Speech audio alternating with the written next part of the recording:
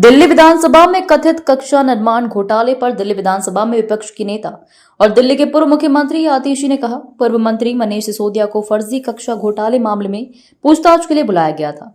यह भाजपा द्वारा दर्ज किए गए फर्जी मामलों की श्रृंखला में एक और मामला है।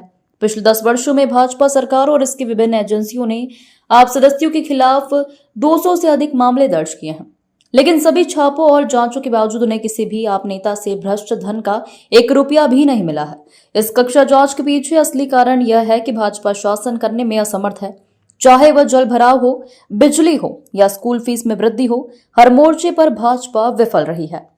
दिल्ली के उप मुख्यमंत्री रहे मनीष सिसोदिया जी को एक फर्जी क्लासरूम घोटाले के नाम पर पूछताछ के लिए बुलाया गया है।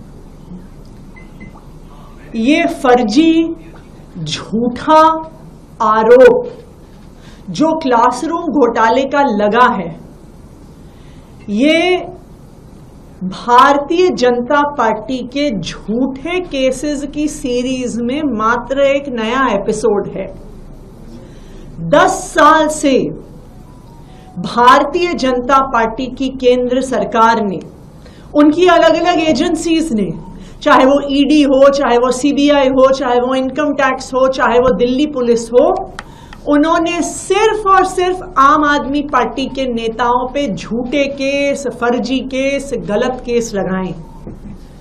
पिछले 10 साल में आम आदमी पार्टी के नेताओं पे 200 से ज्यादा केस भारतीय जनता पार्टी की एजेंसियों ने लगाए हैं, लेकिन 10 साल में ED, CBI, Delhi police, ACB, सबकी जांच, सबकी रेड, सारी फाइलें देखने के बाद भी आम आदमी पार्टी के एक भी नेता से 1 रुपए का भी भ्रष्टाचार का पैसा आज तक नहीं मिला है।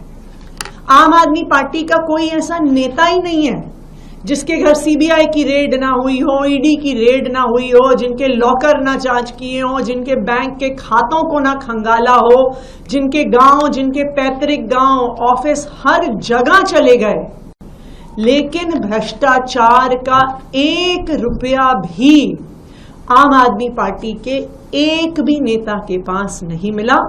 और ना ही किसी भी फर्जी केस में चवन्नी भर का भी कोई भी एविडेंस कोर्ट में बीजेपी की एजेंसीज प्रस्तुत कर पाई हैं।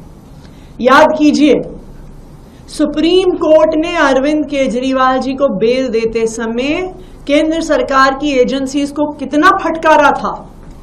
कहा था कि ये तोते में बंद, पिंजरे में बंद तोते की तरह है, लाइक अ केज्ड पैरेट। और उन्होंने, सुप्रीम कोर्ट ने केंद्रीय जांच एजेंसीज को कहा था कि आपको इंडिपेंडेंट होना पड़ेगा, आपको स्वतंत्र जांच करनी पड़ेगी, आपको राजनीतिक भेदभाव के आधार पर काम नहीं करना है। और आज फिर से वही कहानी शुरू हो गई है। क्या है कारण इस क्लासरूम घोटाले की जांच का?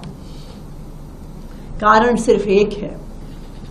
100 दिन में भारतीय जनता पार्टी की ये 4 इंजन की सरकार हर सब्जेक्ट में फेल है।